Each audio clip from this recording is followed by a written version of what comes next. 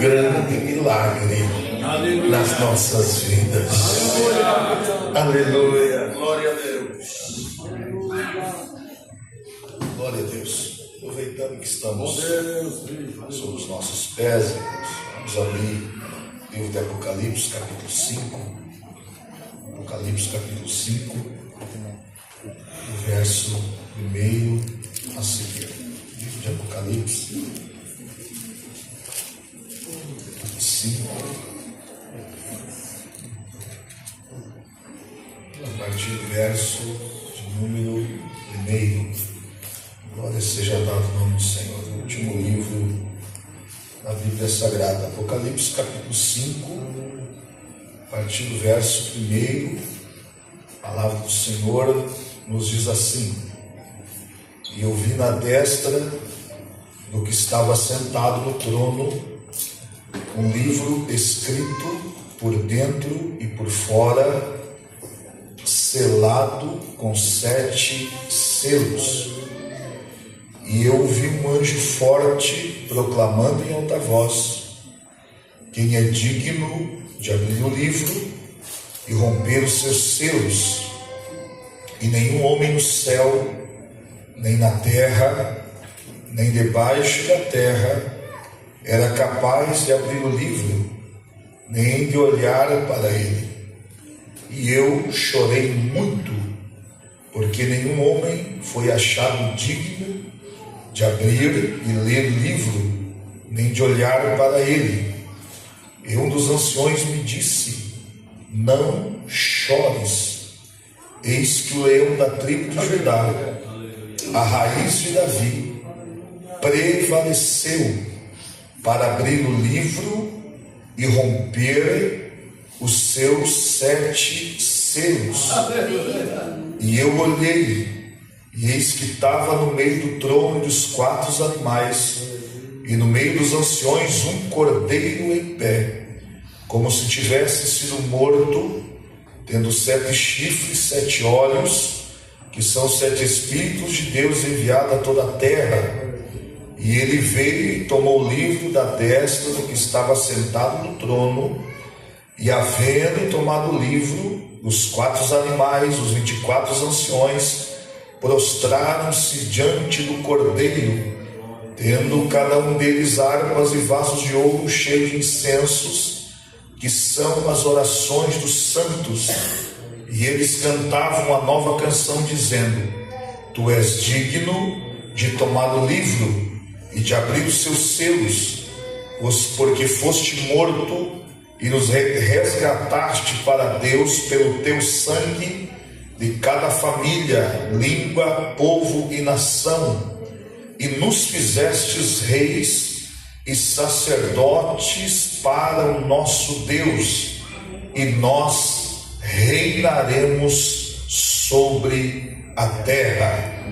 Amém? Pode tomar o seu assento nesta maravilhosa oportunidade.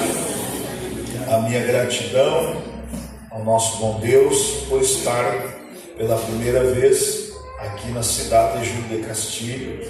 A alegria de estar com o meu pastor, o pastor Ramiro Vieira, a Lourdes. E o pastor Ramiro é um paizão, né? Bênção de Deus, que nos recebeu também. Obrigado, pastor, por tudo. Fui abastecer o carro, nem abastecer, não me deixou abastecer. E são esses gestos que nos alegram e faz a gente entender que ainda existe pastores com o coração voltado para a obra do Senhor. Obrigado, pastor, coração. Os obreiros que estão aqui nessa noite, a igreja que se reuniu para adorar a Deus, eu quero saudá-los com a graça e a paz do nosso Senhor Jesus. Amém. Estamos encerrando hoje uma agenda aí de alguns dias, né? Eu cheguei semana passada, quinta-feira em casa, e na sexta eu já viajei, porque estava pregando Estrela, e agora a gente dá uma estacionada, né? A gente chega amanhã, hoje eu quero chegar em casa amanhã, madrugada, quero sair depois do culto, e aí a gente vai ficar alguns dias aí por casa, Eu resido ali em Santa Maria do Herval, ali no Rota Romântica, no pé da Serra Gaúcha, ao lado de Gramado. E você morar do lado de Gramado tem os prós e os contras, né? Os contras é que todo mundo quer ir visitar no final do ano, né? Para passear em Gramado, para não pagar o hotel, vai cuidar lá em casa, né? E a família toda da minha esposa resolveu descer até o do Mato Grosso, apareceu para vir, né? Antes nunca foi na minha casa, aí que eu estou morando agora lá, resolveu ir lá em casa. Mas a bênção de Deus, e estar com a família é muito bom. Eu peço oração para a igreja também, que a minha mãe está no hospital, estamos batalhando com ela aí. Eu já falei com o pai hoje, dia 25 de noite, eu vou passar, né, a noite de Natal ali com ela no hospital, né? E o Senhor sabe todas as coisas, mas eu creio que, em nome de Jesus, se Deus quiser, até o final do ano ele vai estar em casa. Amém. Amém, irmãos? Amém. Glória a Deus. Queridos irmãos, eu quero trazer uma palavra que o Espírito Santo colocou no meu coração, e vendo as apresentações aqui sobre o significado, sobre o verdadeiro Natal que é Cristo, eu precisava trazer uma palavra cristocêntrica nessa noite. A importância de nós se lembrar, trazer em memória tudo aquilo que Cristo fez e continua fazendo através da nossa vida. Cristo ainda muda a história, irmãos. Ele continua mudando a trajetória do ser humano. E sabe que o que eu alegro no meu coração, que quando você olha para a história do homem, ali no livro de Jeremias, quando Jeremias estava bastante preocupado a respeito do seu chamado, do seu ministério, o Senhor Deus falou para Jeremias: Jeremias, antes que tu foste formado, eu já te conhecia, e as nações já havia lhe dado como profeta. Aleluia! Então, veja bem que antes que o óvulo da mãe de Jeremias fecundasse, o Senhor já tinha escrito uma história para a sua vida. Deixa eu falar algo para os irmãos. Embora muitos estarem preocupados com a história da humanidade, Deus escreveu uma história perfeita para o homem. A história do homem foi escrita perfeita. Veja bem que quando o Senhor, resolveu criar a criatura semelhante a Ele, chamado homem, o Senhor Deus, Ele determinou algo perfeito para a humanidade. Ele escreveu uma história perfeita para o homem. Mas se você for ver no decorrer da história, sempre as pessoas tentaram reescrever a história do ser humano, colocando como algo imperfeito. E eu, quando li essa palavra há muito tempo atrás, eu me lembrei, dos antigos gregos, Os gregos, eles são muito conhecidos pela filosofia, pelos seus pensamentos que orientaram a história do homem. Os gregos, até eles que romantizavam o caminhar, a história da humanidade, dentro da ótica grega, eles acreditavam que a história do homem na sua realidade seria derivada de fracassos e derrotas e tragédias. Os próprios gregos, que eram grandes escritores, que escreveram obras magníficas sobre a história da humanidade, eles não acreditavam que o ser humano teria uma história de sucesso. Eles não acreditavam que a história do ser humano fosse perfeita. E dentro disso, teve muitas pessoas que pararam de acreditar num ser divino. Aí nasceu os ateístas, aqueles que não acreditam na existência de Deus. Os ateístas, dentro da ótica humana e da história do homem, eles dizem que não existe história para o homem. Você precisa viver hoje, como se não houvesse amanhã. E hoje é um ditado muito falado nos nossos tempos, Quantas pessoas que usam a expressão hoje? A gente tem que viver hoje. A gente não pode se preocupar com amanhã. Isso, dentro da ótica humana, é visão ateísta. O ateu que diz isso. Então veja bem que o ateísta, ele não acredita no futuro da humanidade. Ele não acredita que existe um ser que determina uma história para o homem. Mas vamos para a Bíblia Sagrada nessa noite. Quando a gente olha a história do homem, queridos irmãos, a palavra revelada que mais chama a minha atenção é o Apocalipse número 5. Por quê, pastor Eliseu? Porque quando o João está na ilha de Patmos, e quando ele tem uma revelação nos céus, João, ele contempla aqui a palavra que eu fiz leitura para os irmãos, um livro escrito por dentro e por fora, selado com 7 selos. Aqueles que são mais profundos dentro do estudo escatológico, eles dizem que os 7 selos representam 7 dispensações. O que é dispensação, pastor Eliseu? Dispensação era o tempo que o homem era aprovado por Deus. E dentro da Bíblia Sagrada, do Antigo ao Novo Testamento, existem 7 dispensações e 9 alianças. Mas eu quero dizer que dentro dessas 7 dispensações, as 7 dispensações nos expõem a história da humanidade. O que você quer dizer com isso, pastor Eliseu? João está relatando para nós aqui que aquele livro que ele vê em cima do trono, selado com 7 selos, ao lado do trono de Deus, João está nos dizendo que isso representa a história do homem. Quando João vê esse livro lá no céu, João ele vê a minha e a tua história. João ele vê a história da humanidade. João ele contempla nós, porque o Apocalipse é um livro das últimas coisas. O Apocalipse é um livro da revelação do futuro da humanidade. Então, quando João ele vê o livro escrito por dentro e por fora, João está vendo a minha história. João está vendo a tua história. Mas sabe o que me chama a atenção? Quando João vê a história do homem, quando a Bíblia Sagrada diz que quando João contempla a história do homem, veja bem que o número 7 também fala o número da perfeição. Em outras palavras, esse livro que João vê, João está vendo que a história do homem foi escrita por Deus, e a história do homem foi escrita perfeita. Eu disse aqui nessa noite que a história do homem foi escrita perfeita.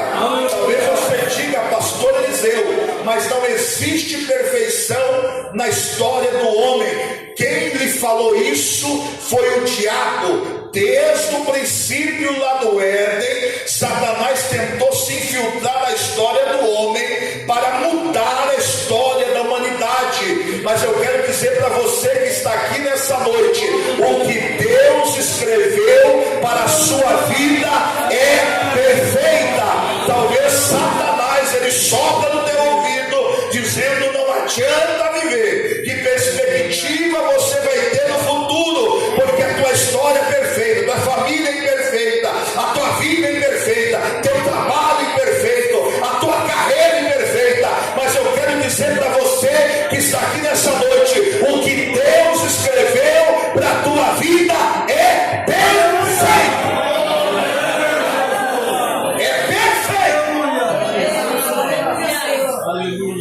Deus escreveu a história perfeita para a humanidade. E quando João ele vê a revelação desse livro escrito por dentro e por fora, selado por 7 selos, quando João está contemplando, verso número 2, a palavra de Deus assim diz que João está falando: e viu um anjo forte proclamando, gritando em alta voz, dizendo: quem é digno de abrir o livro e de romper os seus selos? O anjo faz esta pergunta para João: quem é digno de tomar a história do homem? Quem é digno de reescrever a história da humanidade? Quem é digno de trazer expectativa para a humanidade? Verso de número 3, a Bíblia diz que quando João olha, ele observa que nenhum homem no céu, nenhum homem no céu.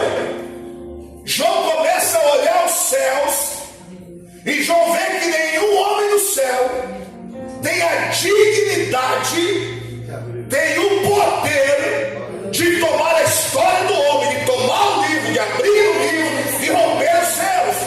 Veja bem, eu começo a entender João olhando no céu. Glória a Deus, aleluia. Quando João teve a revelação em Patmos, Aleluia. todos sabem que João foi o único discípulo que não encontrou a morte por mãos humanas. Ele faleceu com 100 e tantos anos, pastoreando a grande igreja de Éfeso. Escute isso, irmãos. Quando João teve a visão em Patmos, ele já estava em tenra idade, ele já era ancião. A maioria dos pais da igreja, dos apóstolos, santos apóstolos, já haviam partido para a eternidade. Quando João procura um homem no céu, pastor Valdir, eu acredito que João, ele olha e vê Pedro, vê Paulo, vê Tiago. João começa a procurar um homem no céu, e dentro do segmento humano, chamando o homem, colocando também a mulher junto. Talvez João contempla Maria,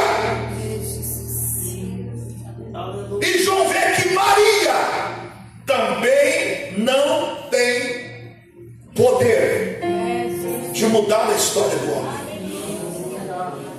Eu lembro que quando eu morava em Caçapava, no estado de São Paulo, há muitos anos atrás, Caçapava entre São José dos Campos e Taubaté, bem na Dutra. E próximo a Taubaté tinha Guaratinguetá, depois de Guaratinguetá tinha uma cidade muito conhecida no Brasil chamada Aparecida. De Caçapava a Aparecida, aproximadamente 100 quilômetros. Quantas vezes nós íamos nas reuniões de obreiros pela Dutra a Taubaté, e nós víamos pessoas caminhando descalço, vindo da capital de São Paulo até Aparecida, acreditando que Aparecida tem o poder de mudar a história do homem.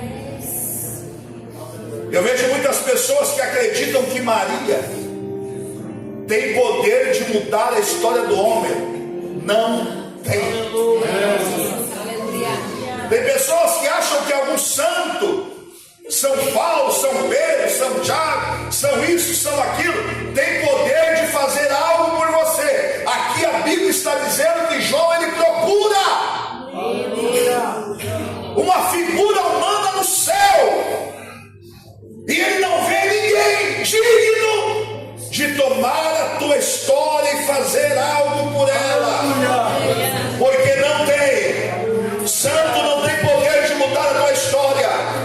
Anjo da guarda não tem poder de mudar a tua história. Maria não tem poder de mudar a tua história. Só existe um que tem poder de mudar a tua história.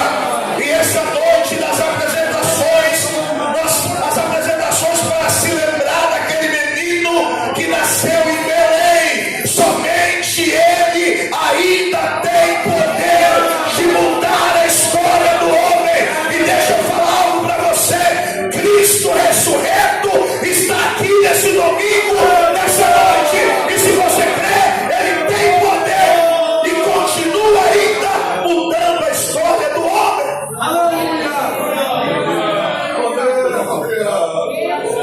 Diga comigo: Cristo é único que tem poder de mudar a história do homem.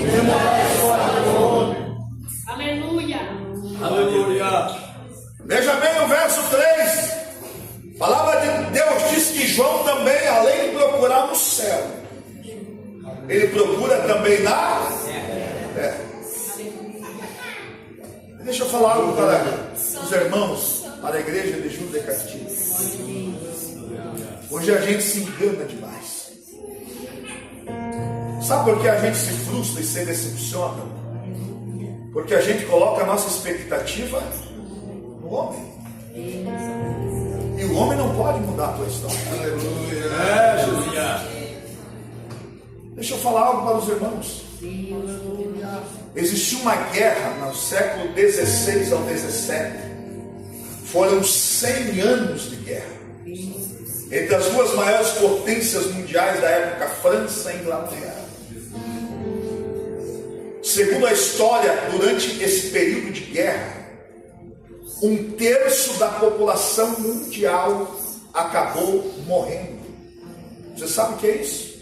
Hoje nós temos 7 bilhões de habitantes no mundo. Se você pegar 1/3 de 7 bilhões, são mais de 2 bilhões de pessoas que durante 100 anos foram dizimados da face da terra. A gente ficou preocupado com o Covid, que levou milhões de pessoas. Mas a guerra, no século 16 ao 17, levou muito mais pessoas do que esta pandemia que nós enfrentamos. Escute isso, irmãos. Para você ter uma ideia da gravidade desta batalha sangrenta que ocorreu, existiu uma pandemia sobre o mundo na época chamada peste negra. A peste negra vinha de um manejo ruim da higiene, porque na época não tinha a higiene que temos hoje, não tinha tratamento de esgoto, nada tinha. Então essa peste negra ela se pegava no ar. Tanto que na época os médicos inventaram a máscara, que era aquele tucanão que às vezes você vê em vídeos e filmes de terror por aí. É um camarada com uma capa preta, aquele narizão assim. Era a máscara da época. Foi durante esse período. Os irmãos têm uma ideia? A estatística de vida entre o século XVI ao XVII era 30 anos de idade. Quem chegava aos 30 anos nesse tempo era idoso. Você está entendendo? Hoje com 60 é novo. A qualidade de vida nossa melhora a cada dia mais. Você está entendendo? Então veja bem que na época foi um século terrível, terrível. Alguém olhou e disse: a história do homem acabou. O mundo vai acabar. Aqui dizia na época que foi um período que Satanás caminhava sobre a terra. Aí quando passou o século XVII, século XVIII, houve uma luz no fim do túnel. Aí um escritor, o pastor Valmir, chamado Thomas Monroe, ele pega e escreve um livro chamado Utopia, e ele foi um profeta para os pensadores da época. Ele acreditava que pela organização do homem, pela liderança do homem, pela organização do governo mundial, o século XIX, o homem seria capaz de criar um paraíso na terra. Todo mundo acreditava nisso. Houve uma expectativa no século XVIII que o ser humano seria capaz de mudar a história do mundo. Aí quando chegou o século XIX, toda a população mundial otimista, acontece a Primeira Guerra Mundial. 1930 em diante, inicia a Segunda Guerra Mundial. Milhões de pessoas morreram. Isso demonstra o que, pastor Eliseu? Que nenhuma ideologia humana, nenhuma filosofia humana, nenhum pensamento humano consegue mudar a história da humanidade. Quem tem poder de mudar a história do homem é Cristo. Meu Deus. Mas depois de tudo isso a gente ainda não entendeu. Eu te provo porque a gente não entendeu. A última eleição teve crente que até hoje não se dá um com o outro. A última eleição, um dizia eu sou do 13, outro dizia eu sou do 22.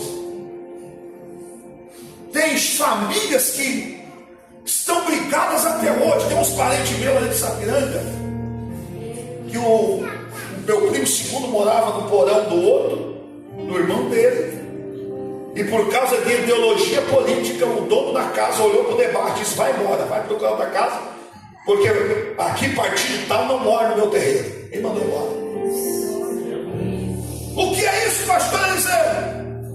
Os nossos altares foram invadidos por ideologias humanas. O que é isso? A crença de acreditar que o ser humano, que o homem pode mudar a história do Brasil. Eu venho aqui afirmar, debaixo do poder da palavra, que o único que tem poder de mudar a história do homem é Cristo.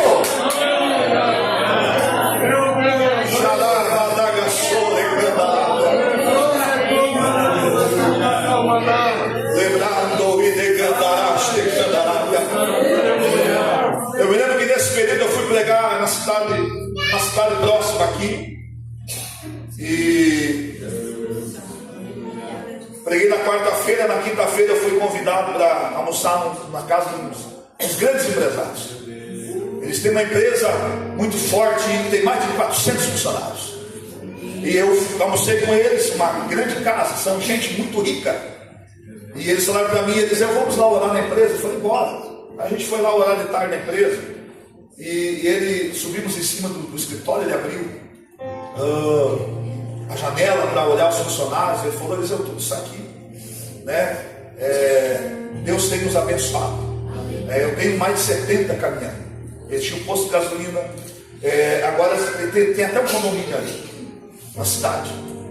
São crentes da Assembleia de Deus. Para você ter uma ideia, eles pegaram o templo, que tinha um templo antigo da Assembleia de Deus, eles pegaram a chave da igreja e reformaram, reconstruir toda a igreja, pastor, e entregaram a chave a Deus. Você está entendendo? Quem crê que Deus pode levantar alguém?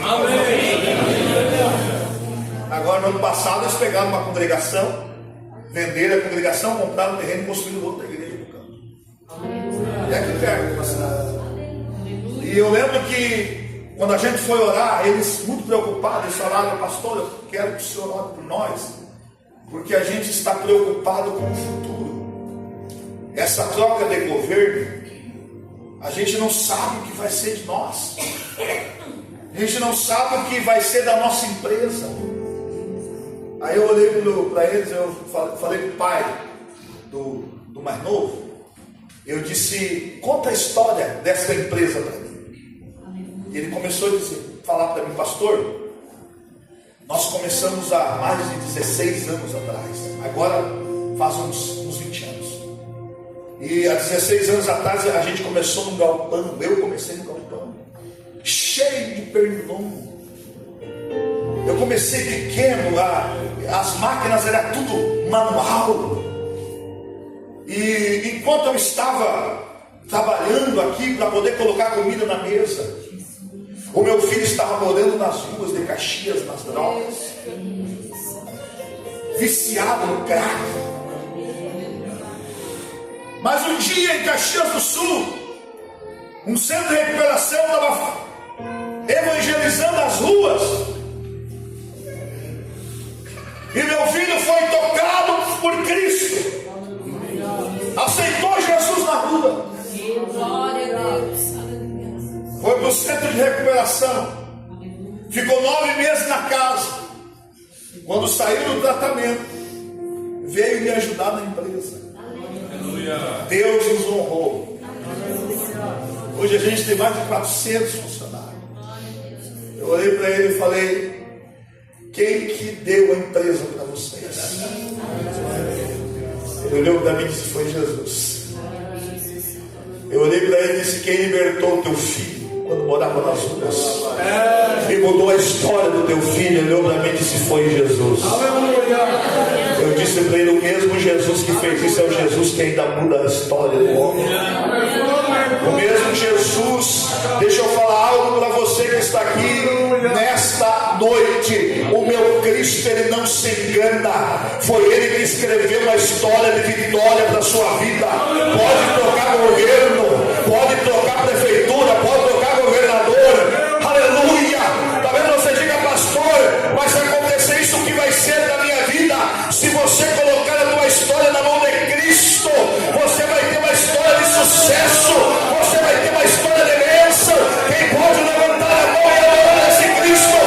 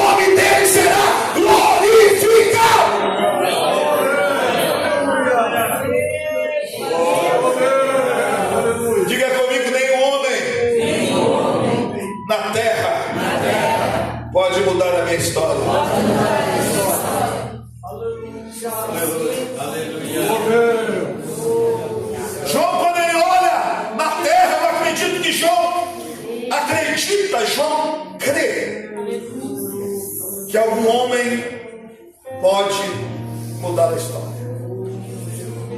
Aí João olha para debaixo da terra. Irmãos, tem uma cidade aqui no Rio Grande do Sul chamada Cachoeira do Sul. Acho que é perto aqui, né?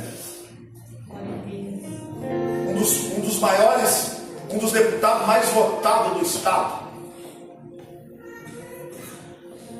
Eu acredito que aqui não vai, mas quando eu trabalhava no interior do estado, tinha uma empresa de ônibus, eles tinham 6 ônibus.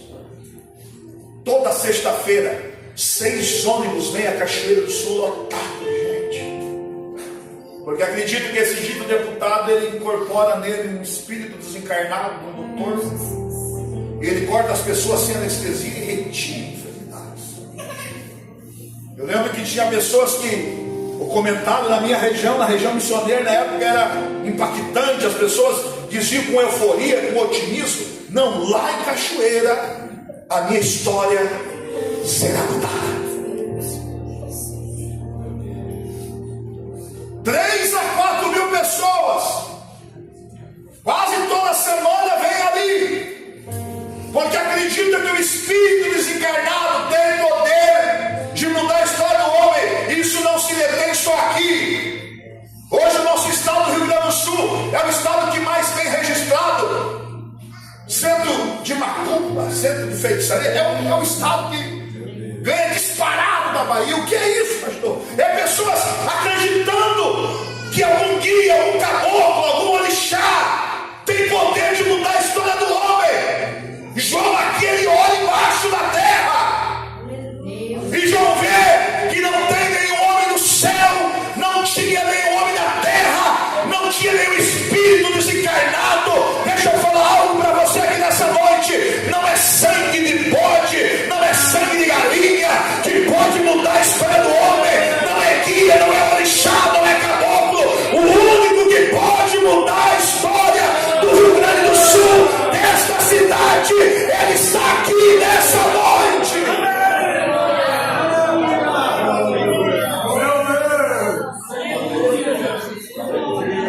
Se coloque em pé nesta hora. Aleluia. Aleluia. Oh, Espírito Santo.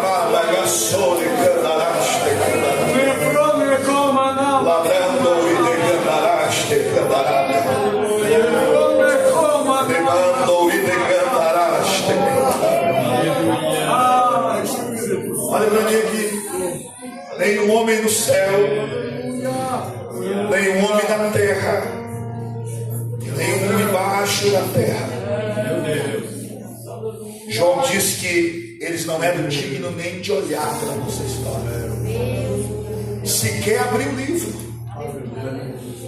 Se não tinham nem dignidade para olhar, imagine para ler. É engraçado que João era o apóstolo do amor. Ele diz no 4, ele diz: e eu chorei muito, porque nenhum homem foi achado digno de abrir o livro, nem de olhar para ele. As lágrimas de preocupação de João é as lágrimas que você chorou esse ano. As lágrimas que João chorou é a lágrima que muitas vezes você derrama quando você olha e diz: Deus, o que será da minha vida? O que será 2026? Olha o que eu passei em 2025. Olha as crises que eu passei, olha as lutas que eu passei.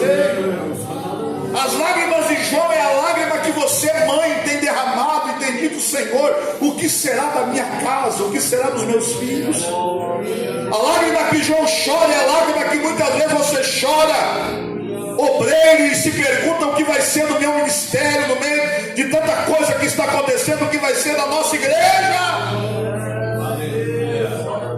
o que vai ser do futuro da igreja. Eu estava falando com o pastor Valmir hoje, que eu estava conversando com o pastor presidente do Campo Médio, campo de mais de 1000 membros aproximadamente. Ele dizia para mim: Eliseu, nós não sabemos o que será do futuro, mas a gente não preocupa com isso, né, pastor Rodrigo? E quem cuida do futuro da igreja, quem cuida da igreja Assembleia de Deus em Júlio de Castilha é o Senhor. E se o Senhor determinou, está determinado. Pode o homem se levantar, aleluia, pode rebeliar, pode falar o que falar. Quem cuida da obra é Cristo.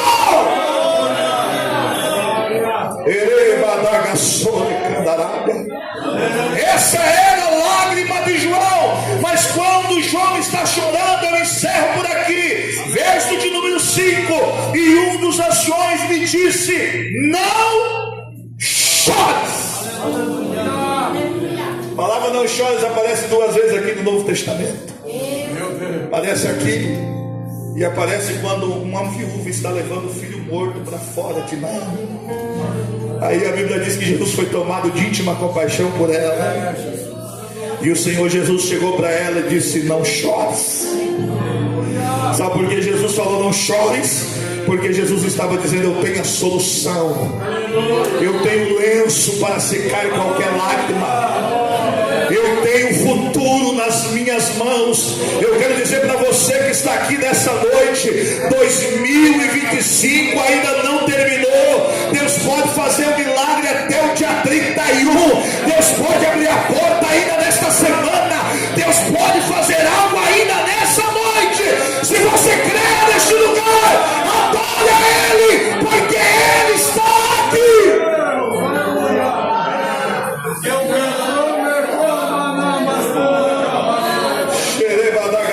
Eu quero orar nessa noite, irmãos. Quantos entenderam a palavra? Quero orar por você que chegou aqui enfermo.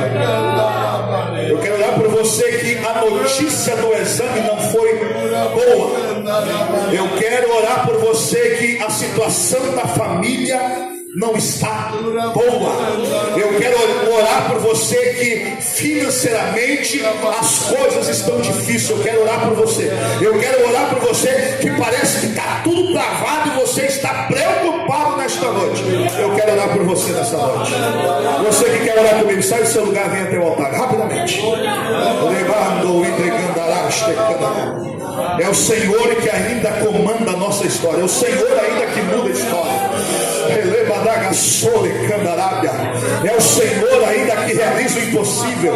É o Senhor ainda que faz algo sobrenatural. E Ele está aqui nessa noite para fazer algo tremendo neste domingo à noite. Deus tem algo sobrenatural para fazer aqui neste lugar. Deus tem coisas grandes para realizar aqui nessa noite.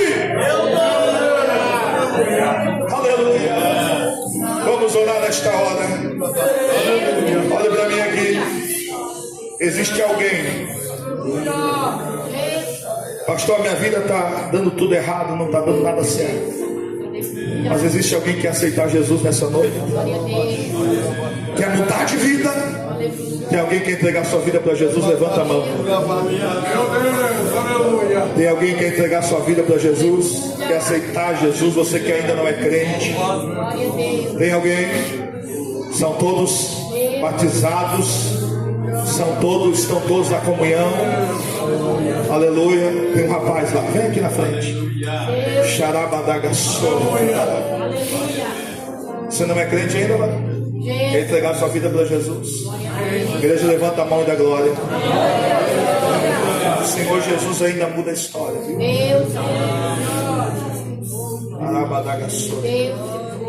Eu estou precisando falar no meu coração que Cristo não decepciona. Cristo não decepciona. E o Senhor dizia ao meu coração, disse para o meu filho: estenda as tuas mãos, que eu tenho uma obra sobre a vida dele. Em Cristo você vai encontrar aquilo que você nunca encontrou. Se tu fizer os propósitos com Deus firme nessa noite, realmente o Senhor vai mudar a tua história. Amém. Glória a Deus. Aleluia. Vamos orar, já vamos orar com você. Tem mais alguém que quer entregar sua vida para Jesus? Fique aqui na frente, meu irmão. Existe mais alguém? Aleluia. Não tem mais ninguém?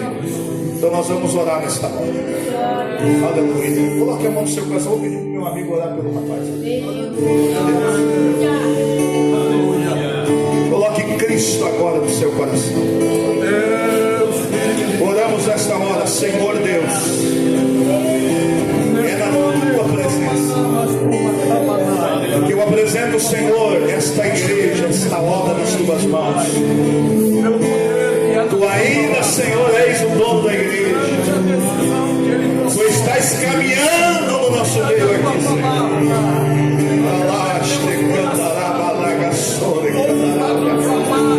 Senhor Deus, começa a renovar o coração dos teus filhos nesta hora. Senhor Deus poderoso, coloca esperança onde não há mais expectativa, Deus. Enquanto teu filho, a tua filha está aqui nessa hora, visita a casa, visita o lar, visita a família, Deus.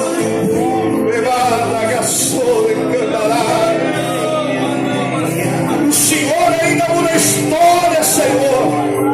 Quem está nos assistindo nesta hora, o Senhor ainda muda a história, ó Deus.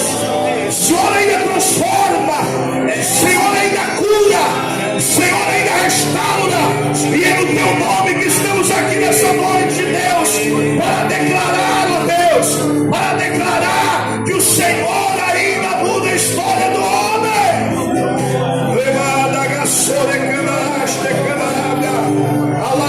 Vai curando agora, Senhor.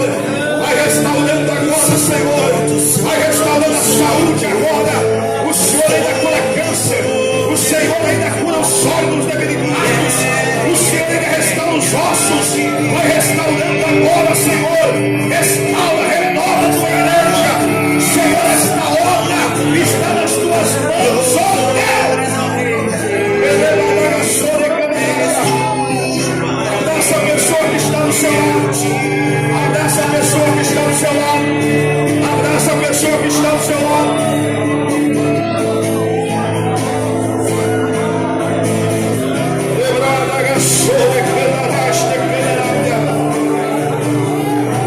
Aleluia, aleluia, aleluia. Jesus está na casa. Isso, feche seus olhos. Sinta a presença de Jesus. Sinta a presença dele. Ele está aqui para mudar a história do homem.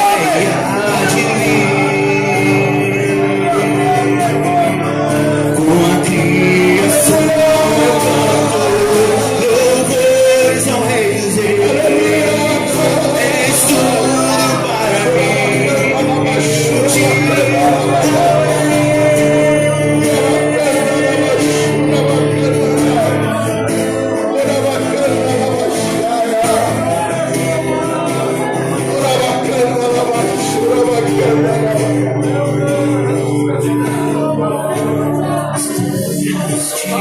Irmãos, só um momento. Deus me autoriza a fazer algo aqui. Nós já vamos orar. O pastor já orou. Eu quero que todos os enfermos venham aqui. Todos os que estão enfermos venham aqui.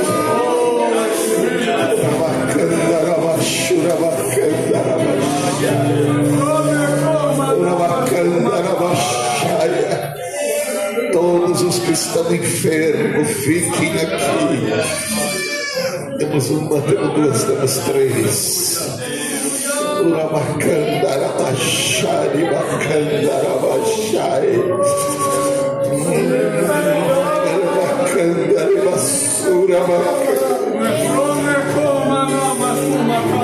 Vocês ouviram?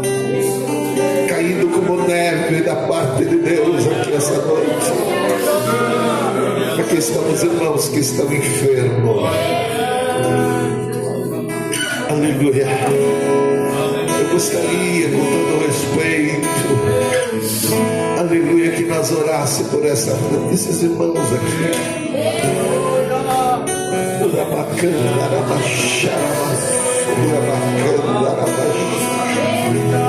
Nenhum homem consegue resolver o nosso problema, mas Deus consegue. Ninguém consegue mudar o ser humano, mas Deus muda. Nós vamos orar agora. Olha quantas pessoas enfermas. E depois tu não vá para casa sem nós dar a bênção apostólica. Obreiros, vamos descer todos nós ali e vamos fazer um círculo em volta desses irmãos que estão enfermos. A oração da fé salvará o doente.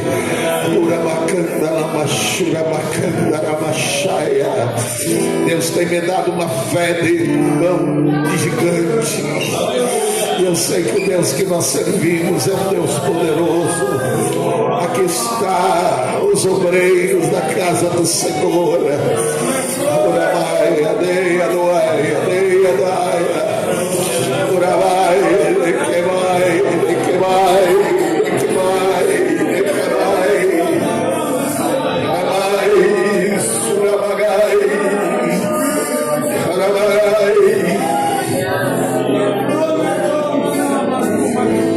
Quando o irmão falou em mistério com Deus aqui esta noite, veio ao meu coração uma interpretação, Felipe.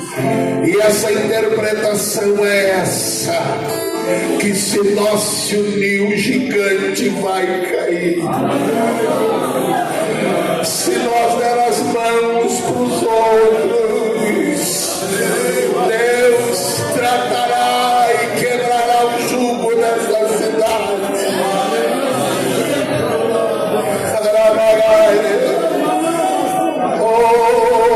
Então nós vamos orar agora. Se tem alguém que precisa de um céu, aqui está o óleo. E nós vamos orar.